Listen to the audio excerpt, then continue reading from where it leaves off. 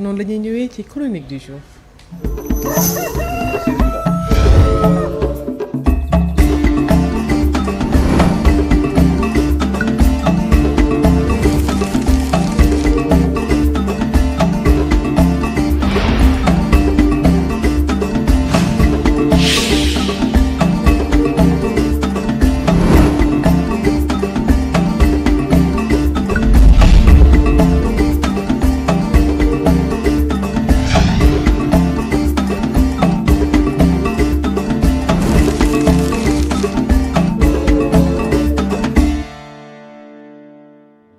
voilà doyen Abdoulaye Fofana Seck ñu nar a waxtaanee lu jëm ci l'amitié dans les hautes sphères de l'État le cas Diomaye Sonko. waaw loolu de yaakaar naa ni wax dëgg yàlla dinaa ci sawar loolu Fatou ndax xam nga li xew nii léeg-léeg day baax ñu wax ni surtout ndaw ñi ndax mag ñi loolu xam nañ ko ne daanaka daal dafa mel ne dara beesu fi xam nga nag ñun dañ nekk peuple bu émotif. te léeg-léeg bu amee yenn xew-xew yu mel nii il faut que na gars yi détaché wu ci émotion xam nga des fois daan na provoqué le président Léopold Sédar Senghor dans son immensité de sa pensée ma ne Fatou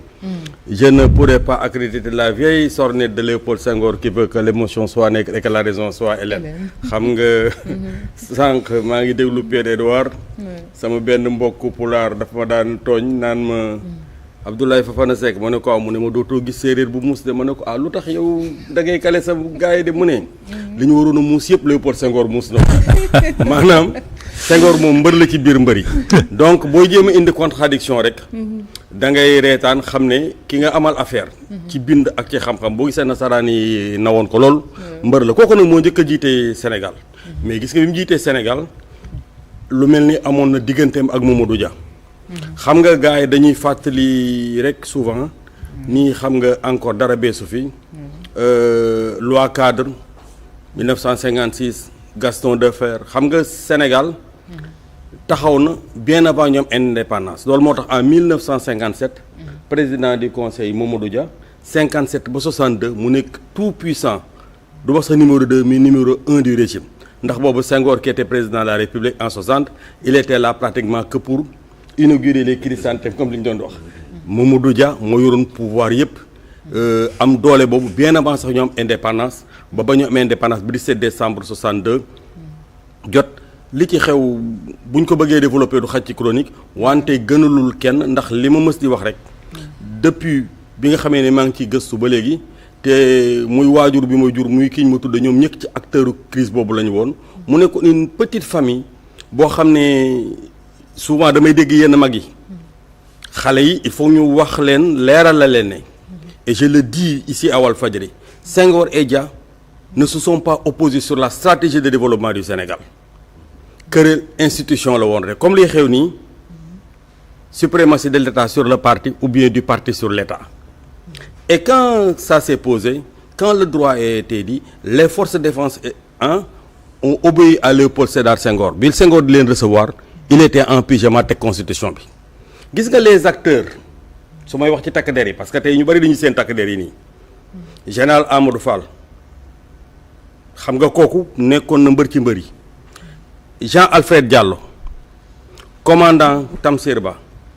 commandant Préra qui avait libéré ceux qui étaient détenus par Mamadou Dia en l'occurrence Abdoulaye Fofana Ousmane Ngom député maire de Thiès Moustapha Cissé de Louga et Maguette Lo du Jolof bref lieutenant Yaba Ndiaye damay tënk li xew parce que temps bi du ko mais ñooñu ma tudd ay takk der lañu ñooñu après dañoo rangé wu ci constitution bi def li ñu waroon a def général Amadou Fall dafay dem après Jean Alfred Diallo jël keneen ki nga xam ne nekk na ci acteurs yooyu te nekkoon takk der Bella li leen tuddoon bref après ce qui s'est passé Mamadou Dia a été arrêté il a été emprisonné pendant 10 ans après une nouvelle constitution a été votée en 63 Senghor a été élu président de la République en 1963 mais boobu régime parlementaire la woon régime bii ñu nekk tey nag régime parlementaire régime présidentiel la bu ñu jógee ci amitié boobu ñu nekkoon ay wëllëre Senghor 1906 Mamadou Dia 1910 ca Xombal la juddoo ñu nekkoon ay wëllëre nekkoon ñaari jàngalekat ki nekk professeur ki nekk instituteur mu dem taxaw samp ci dëkk bu ñuy wax Fatick Léopold Senghor Djilor tu as vu Joal donc nekk professeur jàngale bitim réew ñu nekkoon ay kóllëre taxali ko boobu nag gëm naa ni comme ay góor ñu bëggoon réew mi rek ñoo taxali ko bu ñu àndoon tey tànde boobu dina gën a gaaw ci émergence su Sénégal bi ñu bëgg bi loolu weesoo Abdou Diouf Habib Thiam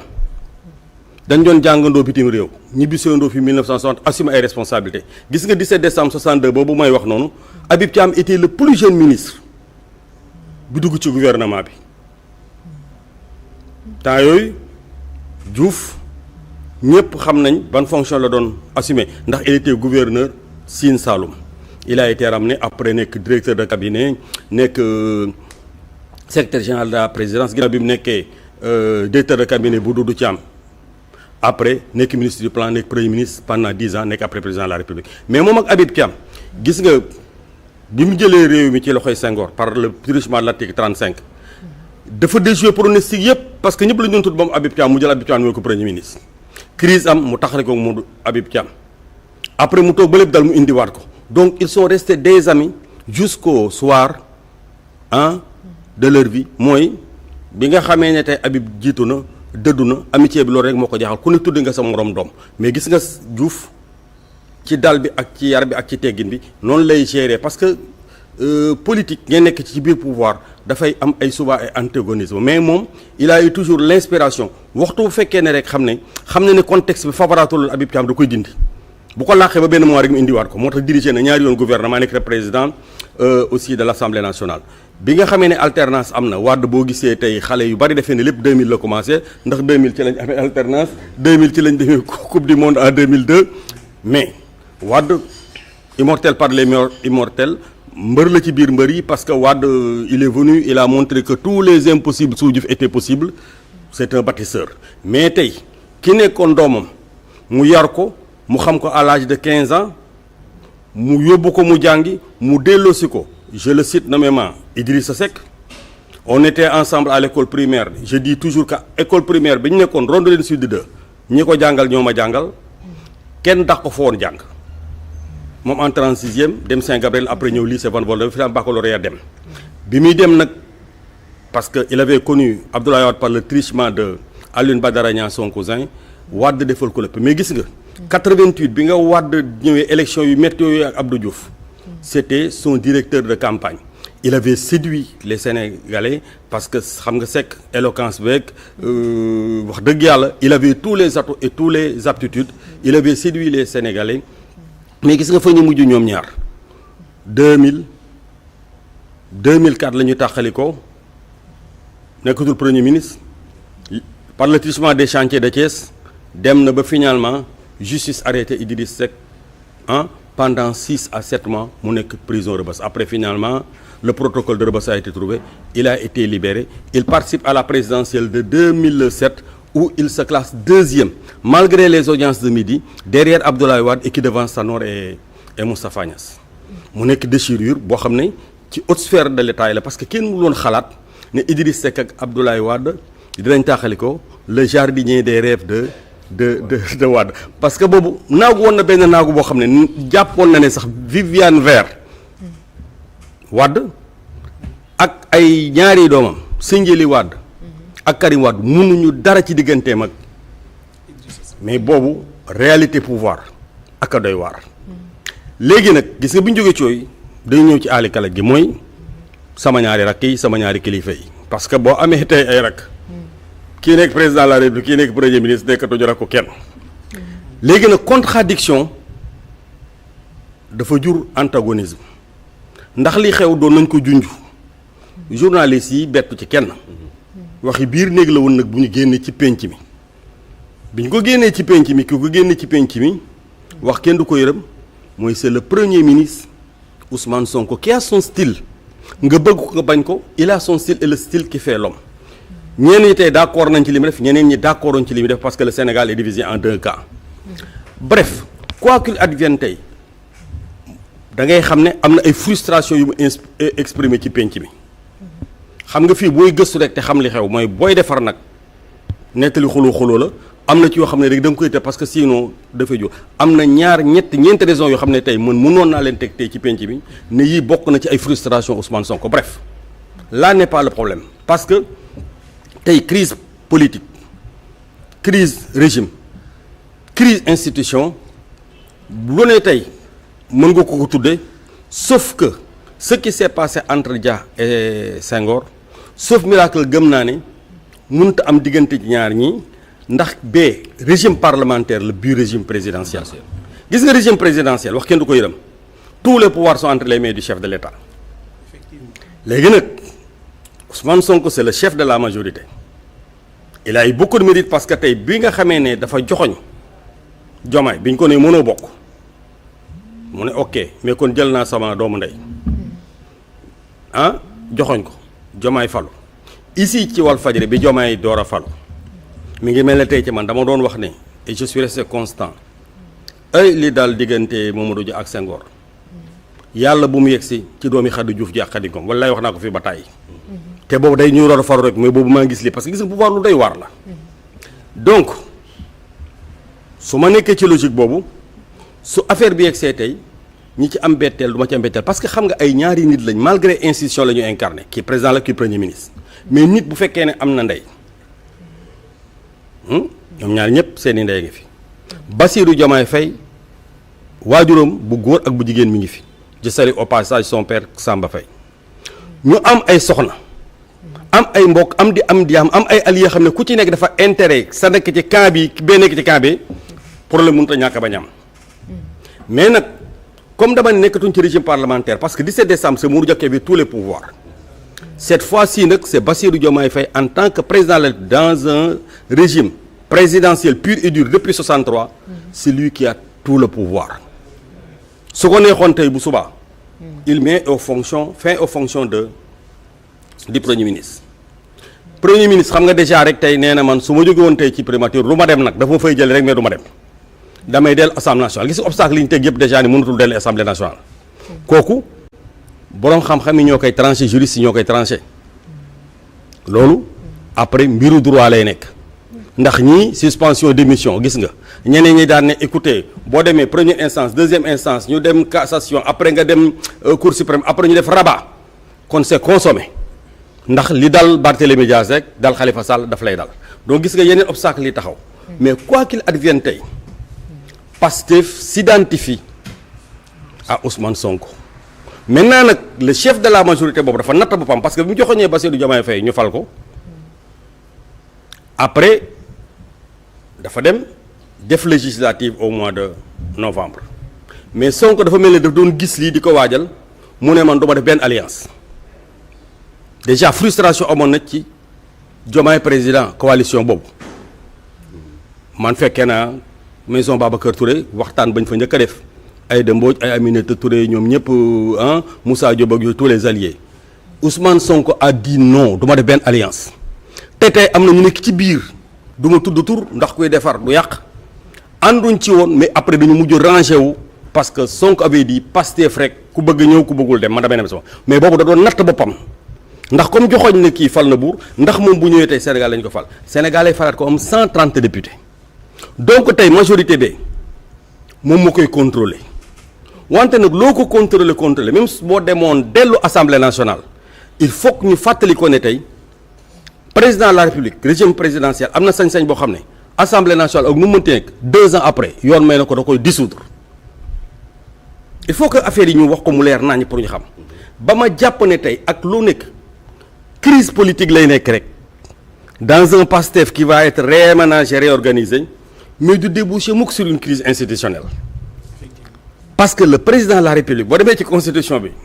Seydina Omar mënoo ko tànc fenn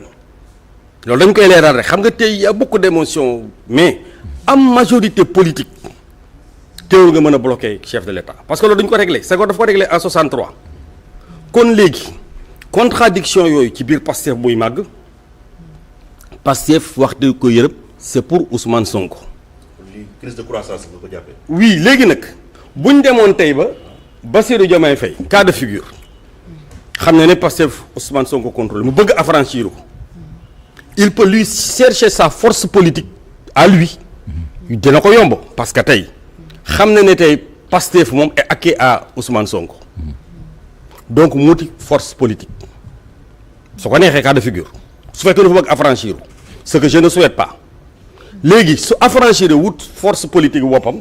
mën na appuyer ci d'autres forces politiques man Abdoulaye Fofana Seck je donne mon point de vue nag man mii dong la itteel man de je veux pas que le tandem se disloque parce que xam nga déception bi mu jur ci peuple sénégalais bi foo ko natt weesu na ko te gis nga seen ànd Fatou booy seetaan télévision yi en Europe à travers le monde da nga doon fier ci exception sénégalaise Marine Le Pen tubaab yi dañu ko doon raaye mënoo nekk candidat jëlal kii defal ko Ousmane Sonko Côte d'Ivoire Alassane Ouattara taxaw def na leen ko mais def leen comme Ousmane Sonko donc gis nga tandem boobu originalité bi ak ni ko Sonko toggee woon à travers le monde ça faisait tache d'huile donc pour le rayonnement le prestige du Sénégal qui a une histoire politique man de gënalu ma ñu tàqali ko su ma sañoon dañuy defaat nii rek doomi Khady Diouf ji ak Khady ko léegi nag contradiction bi Sonko indi ci penc mi mën na jur antagonisme parce que booy xool tey Fatou président de la République dafa nekk États-Unis xam nga bi muy ñibbi si fii image bi émouvoir na encore Sénégalais yi parce que à l'accueil on a vu que le gouverneur du palais coow li commencé bari gisuñu ba nit autorité bon mais loolu ba tey ci Diomaye Faye mu ñibbi si du lu bees ci Senghor ba Diomaye Faye du lu bees Sénégal dafa bari émotion da nga gis gars yi des fois dama leen parce que du ñu dem gëstu ji wala ñu xam lan moo doon histoire réew mi gis nga pouvoir dafa am ay us dafa am ay coutume xam nga le président de la République encore ci doole bi moom pouvoir bi ci loxo chef de l'État la chef de l'État du wax ak beneen autorité chef de l'État de Senghor à kii xam nga kan lay waxal son chef de protocole Seydina Omar chef de protocole du président chef de protocole bi mooy wax ak le gouverneur du palais yoon xam nga république amul dara lu ñu improviser yaa ngi may déglu bu baax chef du protocole moom mooy wax ak président de la république mu lay wax Omar lii laa bëgg Omar daal di woo le gouverneur du palais ne ko président lii la bëgg ak gouverneur du palais il dit écoutez ak kay arrivé président de la république nii lay demee ci sañ-sañu président retour bi je suis pas dans le secret de mais république noonu lay fonctionner j'imagine que le président Bassirou Diomaye Faye a dit à son chef de protocole qui donne l'information au gouverneur yow rek à l'accueil parce que ñi nga xam ne mënuñoo ñàkk le chef d'état-major particulier du président de la république lay wax de le SEMGA chef d'état-major général des armées tey Mbaye Cissé la le haut commandant de la gendarmerie Martin Faye gis nga ñett yooyu ci république lay taxaw de dañuy taxaw léegi nag que premier ministre en fonction de sa disponibilité war a président bëgg wala bëggul et les ministres de souveraineté ñooñu dañoo am priorité xam nga des fois président day ñëw heure tardive wala heure bu nga xam ne bu teel lay nekk xam nga supposons tey président war a ñëw guddi wala xaaju gars yi ñu ngi si di benn kii parce que xam nga bon président Bassirou Diomaye Faye bu muy soog a toog moom presque yooyu waxoon na ko lijjanti woon na ko parce que dafa waxoon ne moom bon bu fekkente ne mu ngi dem wala bii ñëw jaru kenn di ko teertu gouverneur palais rek doy na quoi. waaw mais très bien moo tax ma ne la moom loolu la waxoon moom. waaw moo tax ma ne la ci waaw moo tax ma ne la ci waaw moo tax ci ayam dama lay dàppale xam nga bi ñu ñëwee gis rek mu jóge États-Unis y avait que le gouverneur du palais coow li dafa bari kenn ne ko fa woon gars yi lii kër président dafa maire président lii mais dama ne la du lu bees ci moom mu ñibbisi parce que tukki na fi dem Côte d'Ivoire tukki na fi dem Espagne ñëwaat moom dans sa sobriété il lui arrive que mu joxe instruction yu mel noonu mais buy jox instruction dama lay wax ne la président de la république wax ak man dafa am fu muy jaar moom chef du protocole lay wax parce que chef de protocole lay ànd ak moom xam nga le protocole de Cheikh Lay qui a été le premier chef du protocole d'état sous Senghor Bruno Diatta daf koy remplacer ñu bari dañu jàpp ne ci Bruno la commencé déedéet commencé wul ci Bruno parce que Cheikh Lay c'est le père du protocole d'état day dem nekk ambassadeur Bruno Diatta ñëw Bruno Diatta son père Édouard Diatta fii ministre de Senghor mais comme ànd na ak Senghor ànd na ak Abdou Diouf ànd na ak Abdoulaye Wade ànd na ak Macky Sall lui c'était l'as du protocole en Afrique et dans le monde Bruno li mu ko dal du question jàng yàlla mooy jëf lu ko neex donc damay dikkaat ci république pour wane la noonu lay fonctionner président de la république il parle à son chef de protocole moom day ànd ak moom toujours buy tukki le gars il parle au gouverneur du palais le gouverneur du palais il dit à Edouard président di bëgg na nga ñëw ndax buy dem buy ñëw souvent des fois dénkaane moo jë dénkaane Edouard ministre de l'intérieur kaay dossier bi dama la koy jox dama bëgg la jëntal wala muy ñëw su ñëwee tey Petro ak Edouard am na bu ma la joxoon de nu mu mujj demee wala bi may fi jógee lan moo xew ci réew mi yooyu moo tax ñenn ñi dañuy teew mais ci kaw sababam bi ci des tey kam Ousmane Sonko génne fidèle à son style ci penc mi loo xam ne tey indi na jiixi jaaxa ci biir askan bi la question que je pose je me projette dans la prospective nan la prochain conseil des ministres bu mercredi bu ñu ci yàlla yóbbu nan la nar a demee est-ce que atmosphère détendue wala atmosphère électrique xam nga dañuy jóge ci émotion dem ci perspective parce que tey sa premier ministre bu génnee tey exprimer ay frustration man xam naa ci ñett mais duma ci dugg ndax dama nekk ci posture non la clarté du débat. mais d'accord mais xam nga tey c'est bien dédoublement bi da ngay nekk journaliste di def chronique mais da nga am yeneen cër et que moi je le dis ça n'engage que Abdoulaye Fofana Seck tàqalikoo bi gën a luma pour le prestige du pays su ma sañoon dañuy ànd su demee nag bu mënuñoo bañ a tee ànd dañuy tàqalikoo ku ne jël sa yoonu bopp mais ku nekk bu ñu jëlee sa yoonu bopp aussi dama ne day nekk crise politique rek qui affecte le Pastef mais mënut a nekk crise institutionnelle parce que xoolal constitution bi rek leen na lépp donc tey bu premier ministre génne li mu génne conseil des ministres xam nga avant ñu ñëw ci salle bi ñaari jàmbar dañuy gisante loolu aussi ci république laay dellu préparé nañ ordre du jour bi le ministre secrétaire général de la présidence de la République le ministre secrétaire général du gouvernement déggoo nañ ci lépp sous l'autorité du président de la République mais bu ñëwee tey avant ñu yegsi ci saalu conseil bi ñaari gars yi dañuy gisante waaye ñaari gars yi bu ñu àndee fukk ak juróom kii jël doom tuddee Ousmane jël doom tuddee ndeyu Ousmane ñu nekk ay xarit maa ngi fàttali ko Bassirou Diomaye Faye dafa ne bi ñu nekkee ci kaso bi nag la ñu nekk ay xarit je reprends les propos du président de la République kon am na pacte bu leen scellé pacte bi leen scellé nag ñoom ñaar la woo ak yàlla mi leen ñetteel est-ce que nag wax kenn du ko yërëm 2029 bii horizon boobu indi na benn incompréhension kan mooy nekk candidat bi xam nga li ma wax ne conseil bi nan la war a mel parce que tey ministre ñu jaaxle bu sa ñaari gars yi ñëwee bu nekkee ci biir nag ñoom ñaar ba tënk ñoom ñaar ndax dañuy nekkaat ay doomu ndey mag rak wala ndax ku ci nekk rek da ngay am ak sa ki ci des rapport politique mooy léegi méfiance am na confiance amatul ñu ñëw ci conseil bi ne taxaw mu nekk conseil bu électrique wala tey kafandoo reewandoo te muy dëgg ci ñoom mbooloo mi ànd ci parce que ñëpp xam nañu ni depuis 3 mois ñu def 4 avril on attend un prochain gouvernement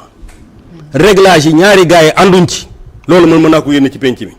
déggoo wuñ ci dafa am problème donc. non c'est clair et précis loolu moom dootul information bi yenn ñi nga xam ne tey sañu ma leen a génne nii parce que ba bu ko génne woon tey mais leen lu ci lax waaw le premier ministre ba mu génnee def sortem wax na li nga xamante ni moom moo ko métti waaw non c'est-à-dire je pense que les problèmes le premier ministre exposé na ko li nga xamante ni waaw mais premier ministre aussi lu mu wax jàppal ni nit la kilifa la li mu téye yëpp génnewu ko na may ma rek tey xam nga dama expliqué ne am na yenn yoo xam ne ça peut paraître détail dans une république mu jur ay frustration mais génnewul lépp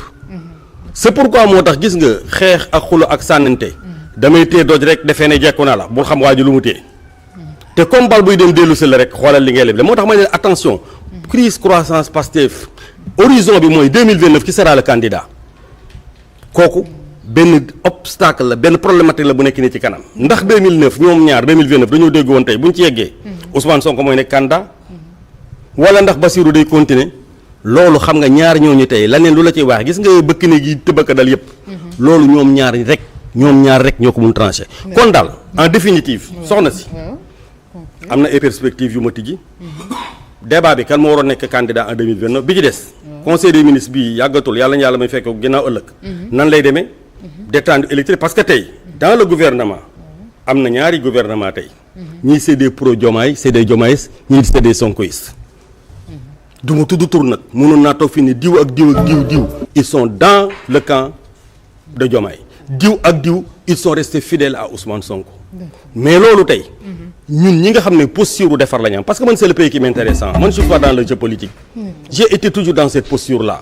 te wax dëgg yàlla fi ma toll modestement su ma mënta wax dëgg rek am na détails yoo xam ne dootum jóg li may ñaan daal mooy bu ñu tàqalikoo parce que mooy li gën ci ñoom gën ci prestige réew mi. parce que gis nga bu ñu tàqalikoo. dina jur benn crise boobu nag. mën nañu yóbbu ci tey. yéen bu ngeen mën a déggootul la Macky Sall doon junj. junjoon na ko fi de y a des forces organisées qui sont là. sànq bi ma junjee les acteurs là. nekkoon nañ fi de ci crise boobu. nee na attention Jean Alfred Diallo. général Amadou Fall. Tamsir Ba. Préra. Bella Lili.